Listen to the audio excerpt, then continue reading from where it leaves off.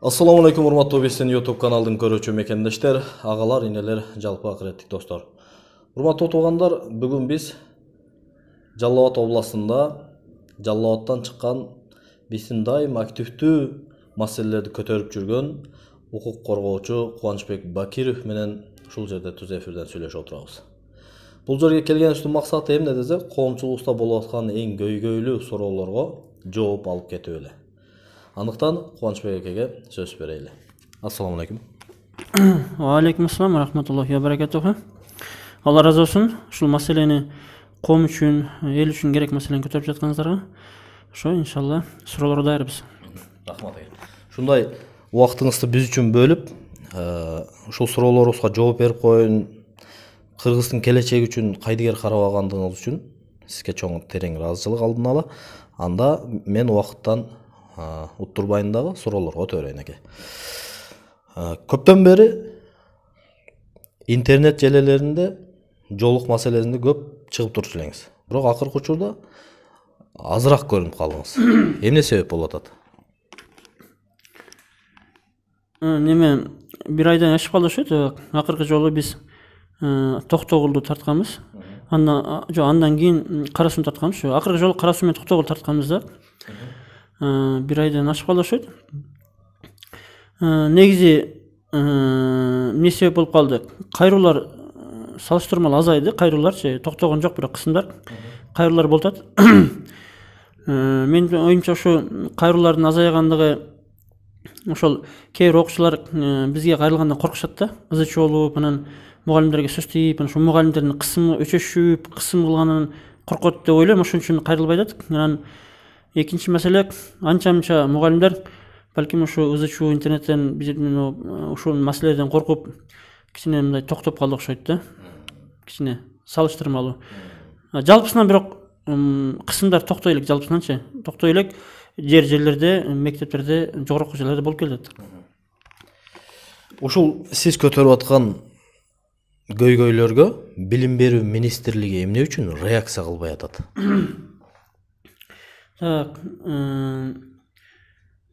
Эмне үчүн чара көрүп, биз мисалы ачык далилдерди интернетке чыгарып аттык. Ачык далил, себеби видео, аудио далилдерди элек билим берүү министрлигине жөнөтүп аттык.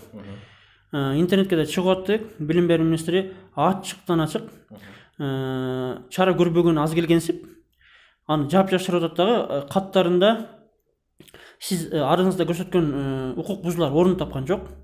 Тескерисинче сиз мектептерге барып, мектептердин тынчын бузуп атасыз. Сиз эми кичине нарак бере караштырып, тескерисинче бизге жардам беришиң, кызматташың деп ошентип кат жазып атат. Керек болсо даже түз эфирде ошо билим берүү министринин орун басары айтып атат. Бул кубанычтагы анча-мынча маалыматтар кичине жалган неме болуп атат, провокация кылып атат. Кичине маалыматтар текшергиле деп депутаттар айтып атат. Тескерисинче бизди жаманаттык кылып атат да. Демек, бу жерде чара көрбөгөн себеби, демек алар ошол мыйзам бузган адам укуктарын тебелеген мугалимдерди, демек ошол кылган укук бузууларын колдошот. Балким алардын тапшырмасы бар, билбейбиз. Демек көз караштары бир. Демек аларга ушул мыйзам бузулуп аткандыгы, буларга бул нормалдуу көрүнүш да. Именно өзгөчө ошо мусулман окуучулардын жана жол салынган мугалимдердин укугун бузулганын булар каалашат.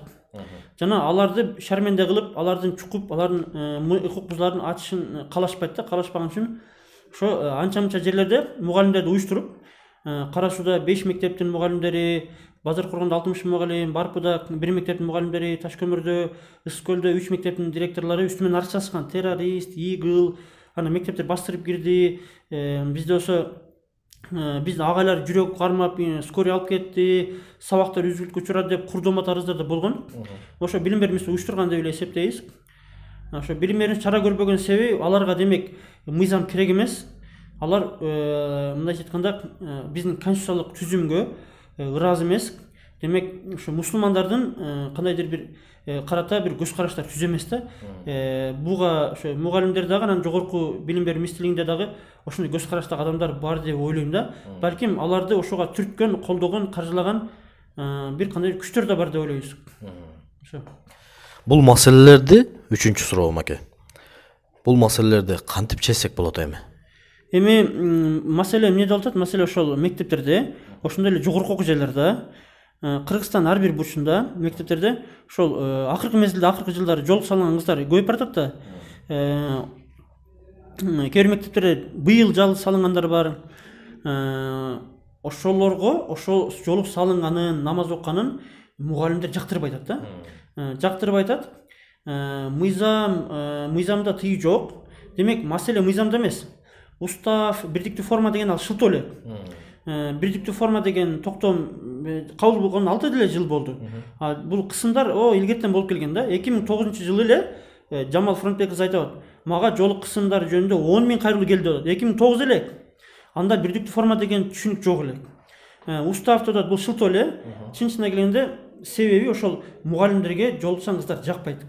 Силер арабтар туруп атасыңар, анан силер жүйдө атасыңар тиги бу. Демек, анын жеке көз карашы гана болуп атабы? Демек, ошо жеке көз карашын кыянаттык кылып, мыйзамды бузуп, кызматында өзүнүн жеке көз карашын басымдуулук кылып туруп, үстөмдүк кылып туруп, кызматына аралаштырып атабы? Бул 100% мыйзам бузуу. Демек, ошо көз карашына маселе. Демек, көз карашын кантип өзгөртөбүз? 50-60га чыгып калган адамдардын көз карашын өзгөртүш өтө кыйын. Демек, ошол качан бул токтойт? Демек, ошолор пенсияга кетиш керек.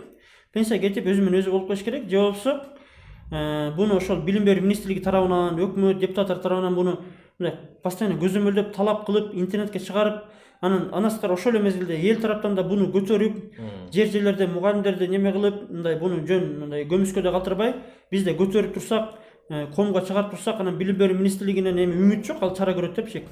Депутаттар башкалар талап кылып, чара көрүп турса, ошондо азайса керек. Анда дагы азайса тиги мугалимдер айла жоктон ыраазы болбогон абалда ушуну токтотуш мүмкүн, бирок баары ичинде жана көз караштар өзгөрүп кетет. Демек, ошо көз караштар өзгөртүш өтө кыйын, ал үчүн бир өтө көп жылдар керек да. Ушул иштерге жалгыз жетишип жатасызбы? 4-суроо. Бизге эми алхамдулилlah акырындан жетишкен аракет кылабыз. Бизге кайрылар келет. Анан биз кайрылуу келгенде айтабыз да, бизге мондай маалымат бер дейбиз. Фамилия атын бер, тиги бул маалыматтар бер дейбиз. Анан арыздар жазабыз. Арыздар жазганы жетишебиз, убагында болбосо дагы. Ал эми бирок көлдөн кайрылат, Баткенден, Алайдан, Каракулжак, Нокат, Ысык көл, Нарын, там Чүйдөн кайрылат да. Ошол жерлерге ысыгында барган жетишпейбиз. Ошол заматта кээде чалсаң, бар колуңан келген кылып ал дейт. Ошол замат барып үргүн келет да, бирок жетишпейсиң, тиги барганда шарттар болот. Бирок Токтогулга мисалы үчүн бардык. Кел, жаныма кел деди. Көрсө, алыста тоодо турбай, ал бизди келбейт деген окшойт. Түнү бою бардык, түндө 3-тө жеттик, 4-тө жеттик, эртең 7:30 болуп калды, таң калды. Баргандан анан башкача сүйлөп калды. Ошо барганы ар бир мектепке барган жетишпейбиз. Ошол замат барып, ошол мусулман кыздын көңүлүн алып, буну эмне капа кылтасың деп, ошол жерде интервью алып, сен кой, булгунан туура эмес деп, ошого барып жанынан коргону жетишпейбиз, бирок ошол кыздар жанынан коргону муктаж да. Бизге ошол жанына барган жетишпейбиз. Ошол гана бизде кичине мындай неме алсыздык болгон жер ошол. Так арыздар жазган жетишебиз, отуруп эле арыз жазып интернеттен жиберип коебуз. Жетишебиз ошогочу. Азыркы учурда депутаттык шайлоого бардыгы өзүнүн программасын тааныштырып, убадаларды тонна берип атат. Бул убадалар 5 жыл мурда да берилген, андан мурда да берилген. Эгер бул убадаларды бир мамлекеттин бир скалатына беките турган болсо, толук ашып кетсе керек эле. Азыркы учурда депутаттар үгүттөп жатып, биз барсак мындай кылабыз, андай кылабыз деп атат да. Эртең ушулар шайлоого барып, шайлоодон өтүп, депутаттык местада отуруп калса, ушул маселелерге ушулар кандай жардам бере алат? Азыркы талапкерлердин арасынан бир экөө үчөөсүнөн биз угуп жатабыз. Жолук маселесин чечебиз депчи. Алар буну айтууга эмне түрткү болду деп ойлойм мен. Алар депутаттар булар элдеги болгон маселени чечебиз деп баратат да. Демек, акыркы мезгилде интернетте да жолук маселеси көп чыкты. Демек, ошол убада бергендиги бул табигый көрүнүш деп ойлойбуз. Демек, кээ бир элдер кумтөрү сурайт экен, кээ бир элдер көмүр сурайт экен, кээ бир элдер нан сурайт экен, кээ бир элдер бизге жолук чечип берип, намазыбызды чечип берип, бизге мугалимдер жолубузга кысым кылбасын, биз билим алабыз деп ошону талап кылып атат. Демек, ошол элдердин муктаждыгын талабын чечип беребиз деп убада берген бул жакшы көрүнүш. Демек, бул ошол мусулманды адам катары көргөн, мусулманды эл катары көргөн ошол депутаттар экен. Биз ошол убадасына турууга Алла Таала жардам берсин. Ошол жерге барса, ошону чече алат деп ойлойбуз. Рычагы бар. Биз билим берүү министрлигине кире албай жүрөбүз. Акыркы жолу жайында барганда сизди кезекке коюп койдук, сөз министр киреңиз киресиз деди. Бирок чакырбай атат. Билим берүү өткөндө бирөөлөр барды эле, билим берүү орун басары качты.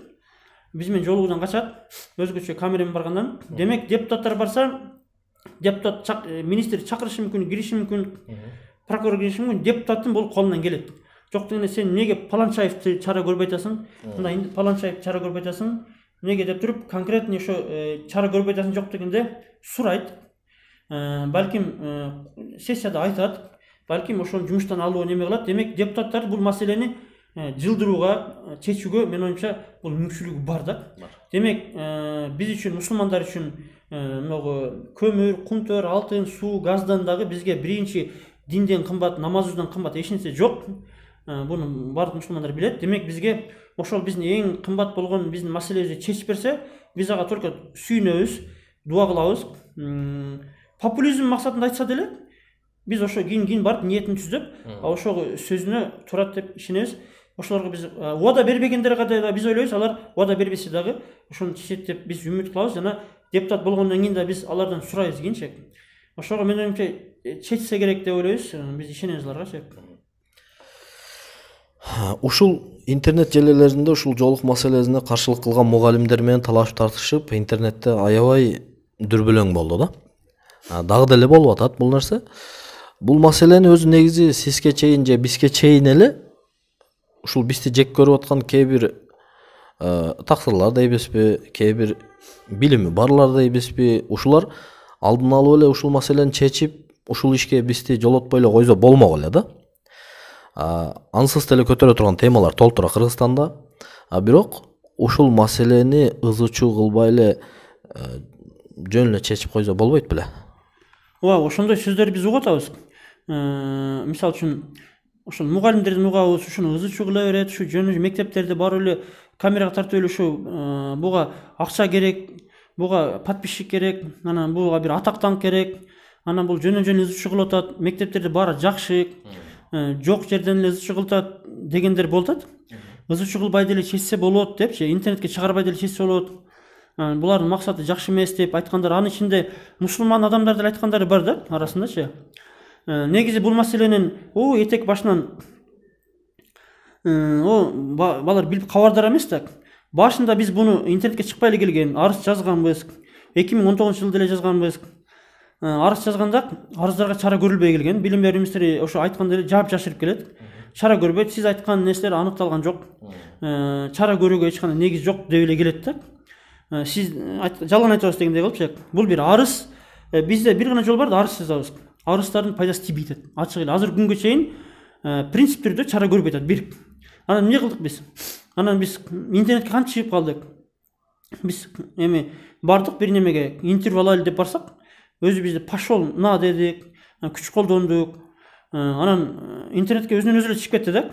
Анан биз билбедик.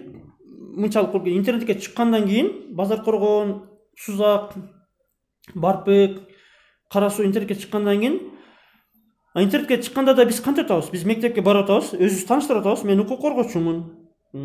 Мен жаранмын, мектепке кирген акым бар. Сизден суроо менен бар, болду. Бизге ушундай кайрылуу келип атат. Ушу жолукка кысым болуп атыптыр.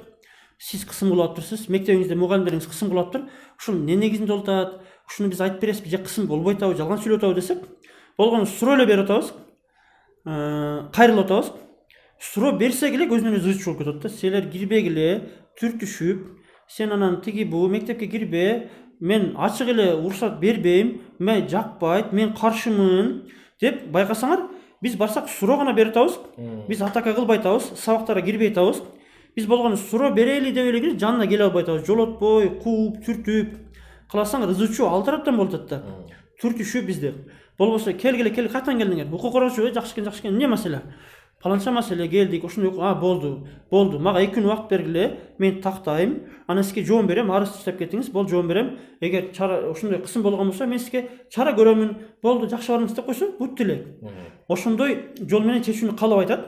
Ошо ызычуу болгондордун баарын карасаңар, адепсиз, этиканы билбеген, динди да билбеген, адам укугун вообще тоготпогон бир мындай айырда отурган мыйзамды сыйлайбы деги. Мыйзамды сыйлабайт эч качан, мыйзам керек эмес эч кимисине. мындай ал жерде отурган эч татыксыз адамдар байкасаңар биз болгон суроо эле берип атабыз. Ошо Токтогулда деле, Кара Сууда деле, ошо жана Базар Коргондо деле суроо эле берип атабыз. Ага эске суроо менен келдик, маселе чечилбей атат. Ушуну качан чечип бересиз деп эле келсек, жаман көрүп, анан кеткиле, тиги бу деп түрткүлөп биздичи. Буну мындай адекватный адам буну көрө эле атат, изучу ким кылганчы. Анан комментарий окусак, элдердин баары неме? Комментарийлер бүт эл бизди колдоп атат. Чындап эле депчи. Анан өздөрүн шармедак, ошо жана Базар Коргонго бардык турабы, жана Оган талаага бардык. Өздөрүн шармендак, изучу кылган өздөрү. Биз болгону барып атабыз, суроо берип атабыз. Анан элге алып чыкпасак эмне болот атат? Элге алып чыкпасаң, арыз жазып койсоң, баары жакшы, сен жалган айтып атасың деп жаап коет атпайбы тымызын. Элге алып чыккандан коркот экен, интернетке чыгарба деп сурангандар бар. Интернетке чыгарба, сен интернетке чыгарба, мугалимдер, директорлор, райондук билим берүү бөлүмү интернетке чыгарбай эле койчу укам. Мен жөн эле чечип берем. Мага бир ооз эле айтып кой деп бар мындай акыл эси бар, адекватный андай жетекчилер бар. Алар интернетке маданияттуу. Алар интернетке чыгарбайбыз деле. Көп немелер интернетке бир 10дон 1, 10дон 2 эле бөлүгү чыгат да. Көбү телефон чалганда эле болду, укам болду, мен түшүндүм. Кээбилер арыз жазганда эле токтойт. Интернетке бир ошо жана туура эмес өзүн көрсөтүп алган, бизге кысым көрсөткөн, бизге каршылык көрсөткөндөр гана чыгат да. Анан жакшы жерлер да болду. Мисалы үчүн биз барганда жок, эч кандай кысым эмес, мен каршы эмесмин деген мектептер да болгон. Алар интернетке чыккан жок аларчы. Алар чыгарсак, алар чыгарбайт экен, сен эмнеге алиндей мусулмандарга болуш атасың деп кесиптери жактырбайт экен. Ошого интернетке чыгарбай койсо да чечсе болот эле, эгер билим берүү министрлиги, райондук билим берүү бөлүм башчылары арызыбыздын чалуулардын негизинде эле чара көрүп, токтоткула. Ошол 2 кыз жолук салынып туруп, ошону жөн эле койгулачы. Ушу изучу кылбай жөн эле койгулачы деп, жок дегенде чара көрбөсө да, сөгүш бербесе да, ушу жөн эле койгулачы, ушу деп бир ооз айтып койсо жөн эле коет да. 2 кыз, 5 кыз ашып кетсечи. Ошо жолу эмне бир жериңе кирип атабы деп, ошолор чара көрбөй аткан үчүн али жоктон коомго чыгарып атабыз. Коомго чыгарып атабыз, жок дегенде коом көрсүн, жок дегенде коом билсин деп атабыз. Коом билсе эртең коом деле, демек мектептерде кыздарыбызга ушундай укугун бузуп атыптыр да деп эл дагы кичине билет. Элдер эртең бир жыйынтык чыгарат. Элдер депутаттан сурайт, балким айылдашы бир мугалимден сурайт, сен ушундай кылбай атасың деп, балким бизге дуа кылат, балким бизге бир фикир айтат, сунуш айтат, ушундай кылгыла депчи. Эми биз алсыздык кылып атабыз да, эми эл чечип бергиле, эл көргүлө, мынакей силерге ушул маселе чечилбей атат деп атабыз. Элдер пикирин айтат, сунуштун айтып атат, колдогондор болот, дуа кылгандар болот. Эми жок дегенде ушуну чечилбесе дагы толук кандуу 100%. Биз жок дегенде коомго алып чыгып, жок дегенде көрсөтөбүз да, жок дегенде коом жыйынтык чыгарсын. Кийинки шайлоолордо ушул өзүбүздүн мусулмандарды, элди укугун бузбай турган адамдарды шайлайлы деп, балким эл бир жыйынтык чыгарат деген, жок дегенде балким интернетти көрүп туруп депутаттар эле чара көрөт атпайбы? Интернетке чыккандан кийин депутаттар жаны ачышып, интернетке чыгып атат го, эмне сен чара көрбөй атасың деп сессияда айтып атат. Муну чыгарган пайдасы тиеп атат да. Анан бизге окуучулар сурадык да, бизчи. Неме кандай болуп атат силерде, кандай болуп атат десек, агай, сиз жанагы Базар Коргон тияк бияктар интернетке чыгарганыңыздан кийин эжекелер унчукпай калды, директор унчукпай калды, сиз интернетке чыккандан кийин бул пайдасы тийди дегендер болду да. Ошол интернетке чыккандагы бул көп мугалимдер Кудайдан коркпосо, булар интернетке чыгып өзүнүн чыныгы жүзүн, чыныгы мыйзамды сыйлабагандыгы, мусулман элин сыйлабагандыгы, мусулман элин адамды көтөрүп катар көрбөгөндүгү, жаш кыздарды зулумдук кылгандыгы элге чыгуусун, элге шарманда болуусунан коркут экен да. Кудуш интернетке чыккан үчүн Базар Коргондо, Кара Сууда мугалимдер митингге чыгышкан. Интернетке чыккан үчүн алар айткан жок. Интернетте элдер буну таш бараң алыш керек, булар сабатсыздар деп комментарийлерге чыдабай, жаны чыдабай алам кылып интернетке чыкты да, митингге чыгышты да. Демек булар көрдүңөрбү, биз канча неме митингге чыкпадагы, демек элдин бөлүшүүсү, комментарий жазуусу, анча-анча видео кайрылуу жасагандары бул элдерге, мугалимдерге кадимкидей неме кылат экен, таасир берет экен да. Демек билим берүү министри, прокуратура таасир бере албайт, демек эл сөз таасир берет экен. Демек ушу интернетке чыгуусу менен биз элге жеткирип атабыз. Элде акыл эси болсо, кам пикири болсо, алар эмне кылайлы, Кубанч акам эмне кылайлы деп бизге кайрылат. Демек интернет аркылуу көпүрө болуп атат дагы. Биз ошо элден ошол аркылуу бир жардам алабыз да. Демек бул интернетке чыгуусу өзүнөн өзү келип чыкты дагы, бул бизге пайдасы тиет атат, маселенин чечилүүсүнө. Анан бизде Кудай күбө, атактуу болуу, бонус алуу, подписчик көбөйтүү деген максат жок. Алхамдулиллах биздин рызкыбыз бар. 16 жылдык адвокаттык юридикалык тажрыйбабыз бар. Кудайга шүгүр эле ачкан эмеспиз. Аллага шүгүр биз анын эч кандай андай кызыкчылыгыбыз жок. Ошо. Акыркы суроом. Бүгүнкү мектеп окуучулары каалагандай кыздарыбыз тагыраак айтканда, кыздарыбыз каалагандай кийингенге укугу бар да. Биздин мамлекетте туурабы? Албетте бар. Мына ошого кандай деп айтат элесиз? Каалагандай кийинсе болобу? Ооба. Бул уже менин оюмча элдерде түшүнүп бүтү окшойт. Могу мугалимдер айтып аткан устап, бирдиктүү форма деген нерселер бул жоолукка тийип салбайт. Өзү негизи мен ошо бул талашсыз маселе уже ачык элдер баары билип бүттү. Мектепте жоолукчан келүүгө, анан кээрлер айтат да бул бетин бекитип алып келип атат дегендер болду да. Жана жалганчыларчы. Ошо билим берүү министринин орун басары деле болду. Окуучулар беттерин бекитип келип атат, кара кийинип келип атат. Андайлар бирөөсү да факт жок. Бир да факт жок. Мен канча мага кайрылуу болду, бардыгында кыздар ак кийинишип, жүзүн ачык эле кылып келген. Жүзүн ачык эле. Жүз ачык эле. Болгону ал ошо жаманатты кылышып атат. Ошо бир. Анан ошол именно жүз ачык кылып келгени деле ошол ак кийип келе, кара кийип келе мыйзамда тыюу салынбайт. Демек, кайсыл мектепте маселе жаралса, ошол сураш керек. Ата-эне солобу, эжек окуучу солобу, ошол жанагы ака солобу, ким болбосун, тыюу салынабы деп сурайт. Тыюу салынса, көрсөтүп бериң каерде тыюу салынат деш керек. Тыюу салынат деген бир да көрсөтө албайт мугалимдерчи. Хиджабчан келүүгө тыюу салынат деп көрсөтө албайт. Бир да мугалим көрсөтө албайт. Мыйзамдарда маселе жок. Маселе караңгы, сабатсыз мыйзам сыйлы мугалимдер болот. Алар кыйтыр, алар кантет?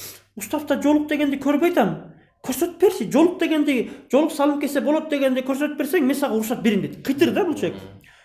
Конечно, жоолук уруксат деп салынбайт. Жоктан таппайсың. Айда өтүк менен келсе болот деген таппайсың, кыйтырчылык кылат. Ошон үчүн жок, эже, сиз айтып бериң. Сиз жоолукка тыюу саласызбы? Демек, жоолук менен келүүгө тыюу салынат деген көрсөтүп бериңизчи. Бир. Анан сиз мага кагаз жүзүндө болбойт деп жазып бериңиз. Ошондо гана мен жоолукту чечип келем деңиз. Ошо кагаз жүзүндө бир да мугалим жазып бере албайт. Себеби жалганчы, эки жүздүү, кыйтыр. Ошо анча кагазда жазып бербейт бир да директор. Өтө кыйтыр. Кыздарды бекитип алып эле бир кабинетине кысым кылат. Ата-эне бир активист келсе, блогер келсе, ошол жерде эле мындай түлкү болуп алат да, болду. Укугу бар, эч ким тыюу сала албайт. Ким тыюу салса, бизге кайрылсын. Анан бизге жерлерде ошо бизге көмөктөшкөн, кызматташкан активдүү активисттер керек, активдүү мусулмандар керек сөзсүз түрдө. Ойгоктор. Ойгоктор, кайдыгер эместер керек жерлерде, алыска региондордо. Тагыраак айтканда, кааласа мини юбка, кааласа жолук, кааласа узун көйнөк кийип барганга укугу бар. Ооба, ошо именно биз бир мектептин кыска юбка кийген кыздар бар. Шым кийип келген, форманы сактабагандар өтө көп. Мен бир форманы сактабагандар өтө көп. Форма сакталган мектептер өтө көп экен. Шаарларда деле, айылдарда деле. Бирок именно жанагы жоолукчандар форманы сактайт экен көбүрөөк. Ак көйнөк, узун юбка кийет экен. Именно ошо жоолукка эле салат да. Эмне десе бирдиктүү форма, ошол эле жанагы шылтоо. Бирдиктүү форма деген шылтоо. Ал бирдиктүү форма милдеттүү эмес. Ал сунушталат. Ошо салына берсин, эч бир кыз коркпосун. Мугалимдерден коркпосун, алар бир жөнөкөй эле бир кызматкер. Мугалимдер кимден коркот? Мугалимдер активисттерден коркот, прокурордун чакырдан коркот, блогерлерден коркот, активисттерден коркот, билим берүү министри районунан коркот, үйүсүнөн арыздансаң коркот, акимден коркот.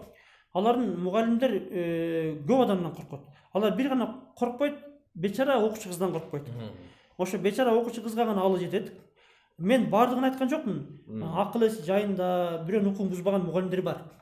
Бирок мен айтып аткан сөздөр бир гана ошол динди, укукту сыйлабаган мугалимдерге гана тиешелүү. Ошолорго тиешелүү. Рахмат Кубанычбек аке.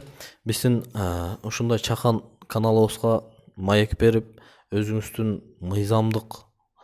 мыйзамдуу түрдөгү укуктарды кыздарыбызга болгон, коомчулугубузга болгон ой пикириңизди бөлүшкөнүңүз үчүн сизге терең ыраазычылык, ишиңизге ийгилик. Урматтуу туугандар, бүгүнкү эфирибиз ушуну менен жыйынтыкталды. Бүгүнкү эфирибиз укук коргоочу Жалал абадтан болгон Кубанычбек Бакиров болду. Эгер мектептерде ушундай дагы проблемалар, ушундай көйгөйлөр болуп аткан болсо, албетте Кубанычбек Бакировго кайрылыңыздар. Биз комментарийлерден номерлерди суразаңыздар беребиз. Биз китептей ачыкпыз, мыйзамдын түрүндө сиздердин укуктарыңыздарды коргоп, жардам бергенге дайым даярбыз.